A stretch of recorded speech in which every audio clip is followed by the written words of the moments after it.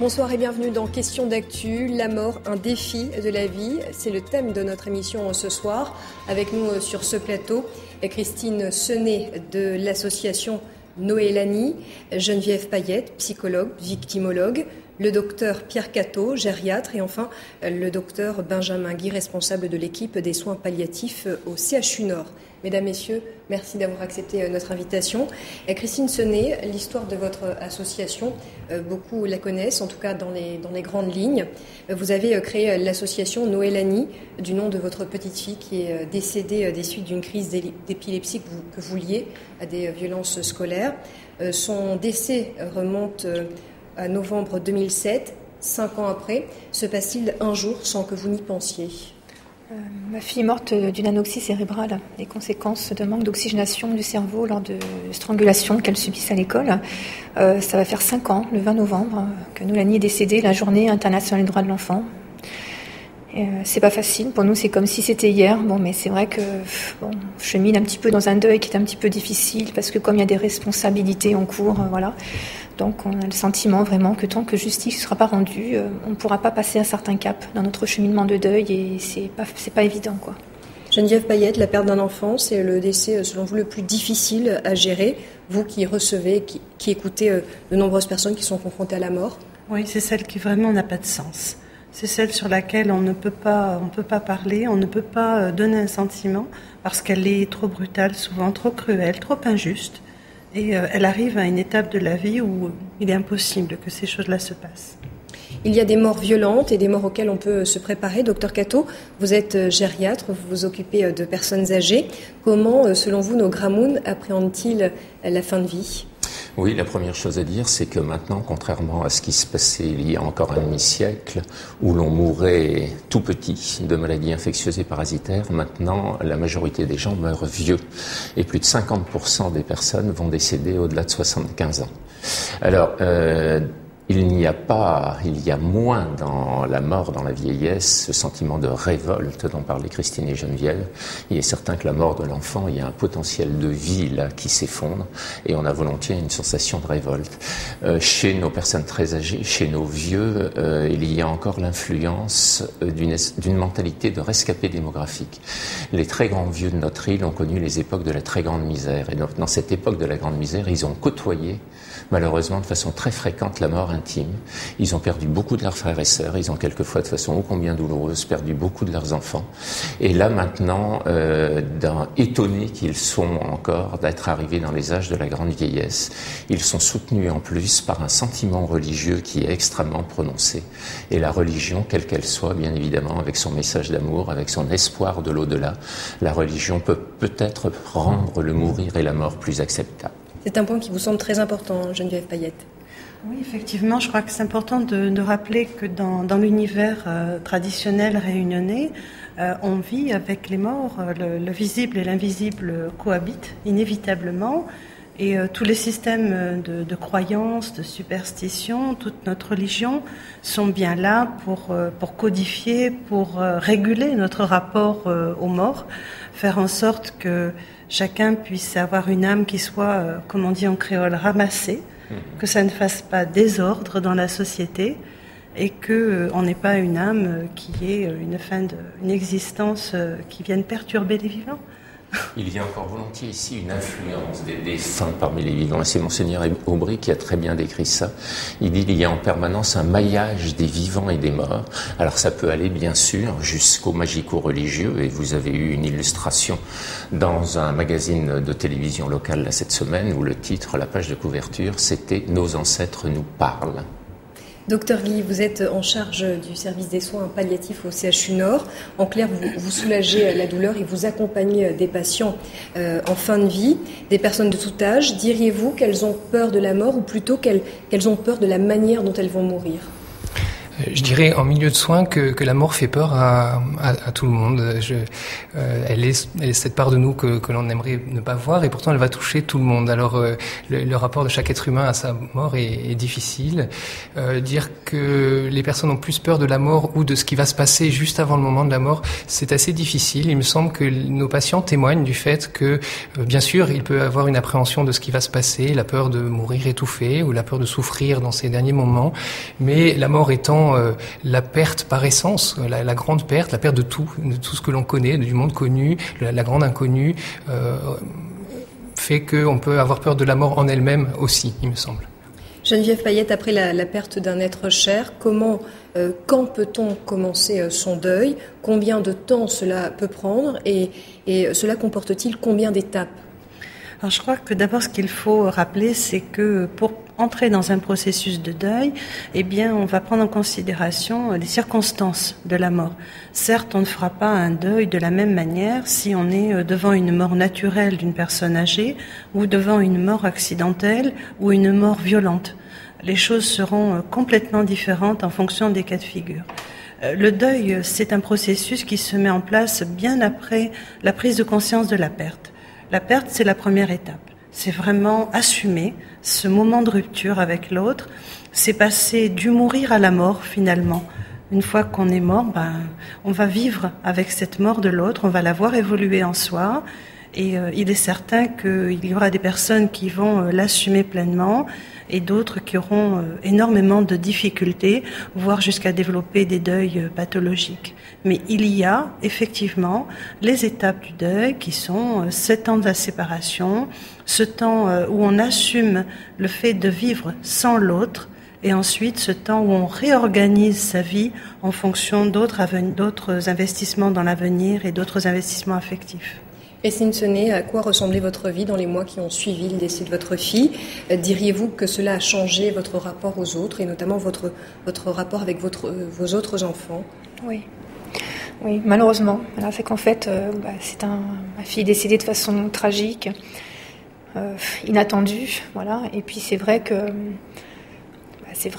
c'est pas facile parce que on a peur d'aimer nos autres enfants, voilà, en se disant que peut-être si on les aime un petit peu moins, excusez-moi, que ça va un petit peu moins, s'il leur arrive quelque chose, qu'on sera peut-être capable de surmonter ça, que ça serait peut-être impossible si on continue à aimer nos enfants comme avant, et qu'il leur arrive malheur, pour x, y raison.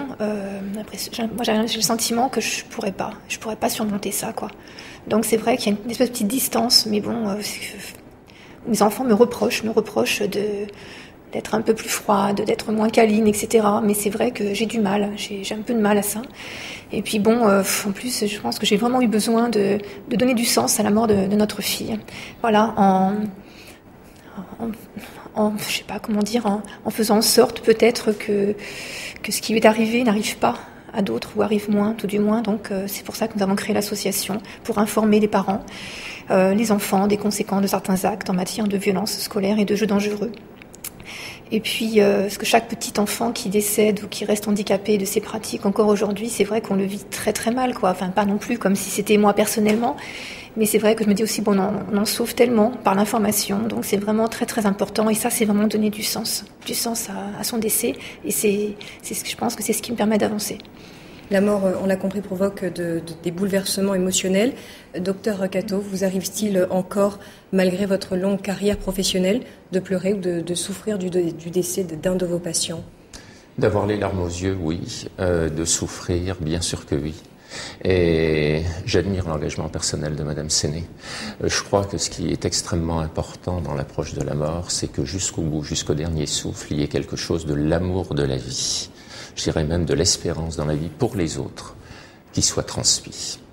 Et pour être aidé dans le travail de deuil dont parlait Madame Payette, il y a les rites, il y a le rituel. Et à La Réunion, on a peut-être la chance que ces rites soient encore très volontiers préservés. Il n'y a pas escamotage de ces rites. Il n'y a pas perte de sens. Et ces rites ont une fonction thérapeutique. très importante sur l'entourage. Je crois qu'on doit faire attention à ne pas passer à la mort escamotée comme dans certaines civilisations. Vous avez eu avant-hier dans votre journal télévisé du 1er novembre un témoignage spontané de touristes qui étaient interviewés là au cimetière de Saint-Paul.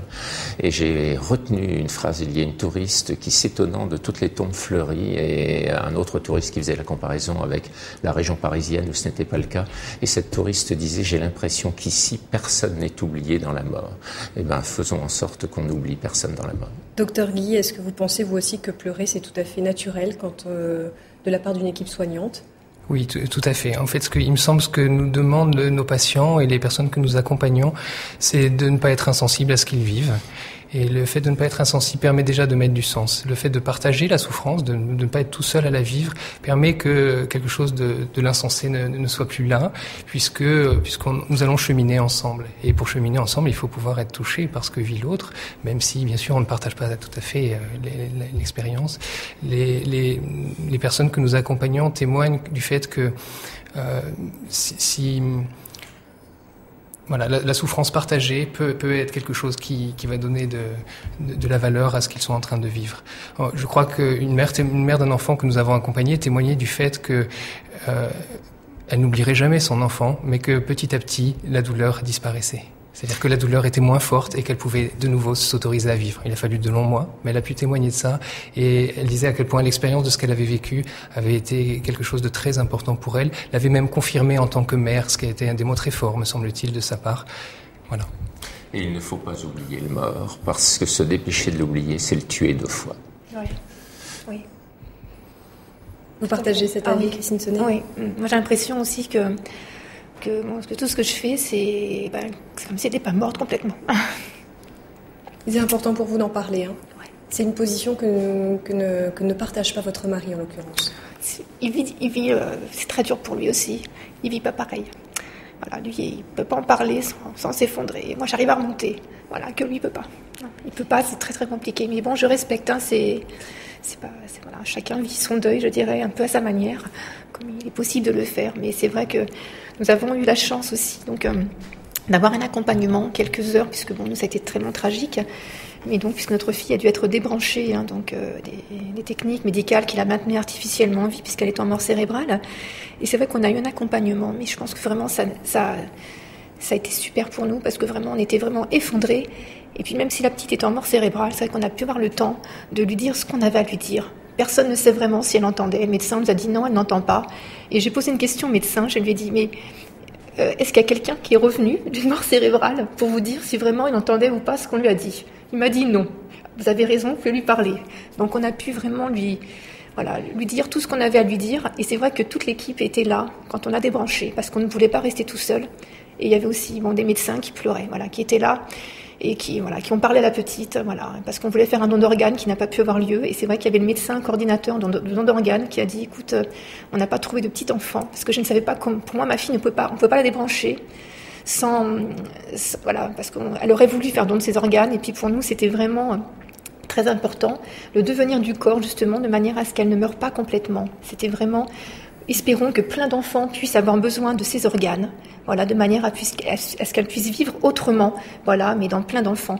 Et le médecin coordinateur de don d'organes était là, il m'a dit, écoute, il n'y a pas eu de petit enfant qui a eu besoin de toi, mais merci pour le don généreux que tu t'apprêtais à faire. Et ça, ces mots-là, je vous assure, pour nous, mais c'était très important, Geneviève Fayette, est-ce qu'il y a un moyen, on a évoqué la douleur des parents, est-ce qu'il y a une manière justement de leur annoncer le décès d'un proche, le décès d'un enfant ? Est-ce qu'il y a une manière plus appropriée qu'une autre selon vous ?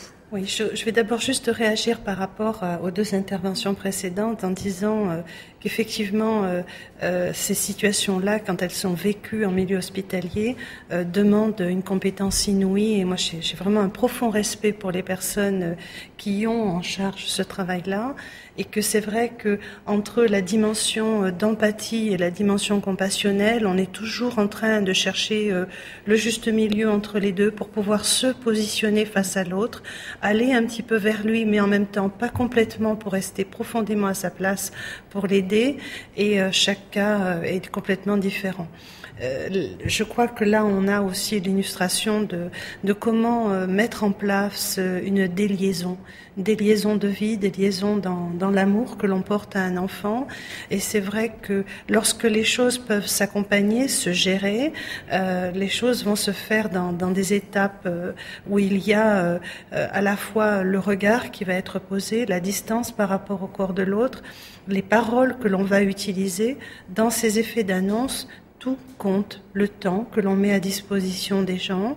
Et c'est très important d'avoir cette grande disponibilité, d'avoir choisi un cadre, choisi la personne à laquelle on parle. Je veux dire, tout est mesuré, savamment calculé, de façon à ce que ce soit le plus efficace possible et le moins douloureux possible comme moment. La compétence, oui, mais aussi l'approche humaine. Il faut absolument que l'humanisme, dans ces moments-là, l'emporte sur la compétence technique. Et il faut que l'amorce puisse se dérouler chaque fois que possible dans une ambiance paisible et non pas dans une frénésie thérapeutique où en réalité le soignant bascule sa propre angoisse dans une frénésie thérapeutique. Mais on doit mourir dans le calme, entouré des siens. Docteur Guy, est-ce que vous pensez que votre métier a pu à un moment donné influencer vos convictions vos convictions religieuses notamment? C'est possible. Il me semble que l'être humain a besoin d'être relié. On a besoin d'être relié entre êtres humains. Et peut-être l'être humain a besoin d'être lié à un au-delà qui le dépasse, à quelque chose qui le dépasse, ce qui est peut-être la place des religions aussi à La Réunion. Et bien entendu, je crois qu'on ne choisit pas ce métier pour rien. Il me semble que j'ai pas une fascination particulière pour la mort, mais pour la vie dans sa fragilité. Pouvoir prendre en charge une vie qui est fragilisée par la maladie grave, par exemple, c'est quelque chose qui nécessite effectivement des compétences, une attention à l'autre, du respect et d'avancer pas à pas. Parce que la personne confrontée à la maladie grave, elle va nous guider finalement. Il me semble que nous avons à cheminer à son rythme, à essayer de comprendre ce qu'elle a besoin de savoir pour faire quelque chose de ce moment-là de vie, qui est réellement un moment de vie, même s'il est très particulier, même si on n'en a pas l'habitude. Pour les proches, c'est difficile, c'est tout nouveau, ça bouleverse les équilibres familiaux.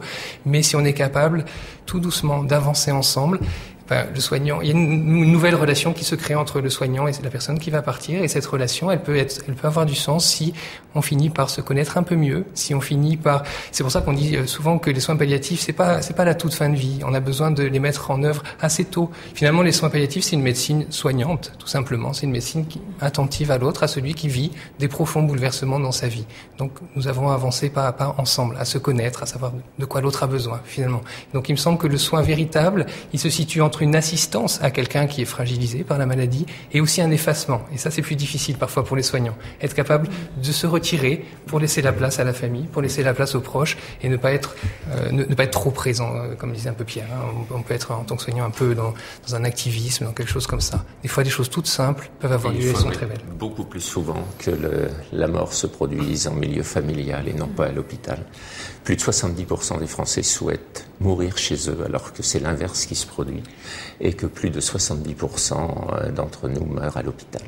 Pour conclure, Geneviève Payette, le mot de la fin vous reviendra, Christine Sonnet. Est-ce que vous diriez que la mort, c'est un défi pour la vie ?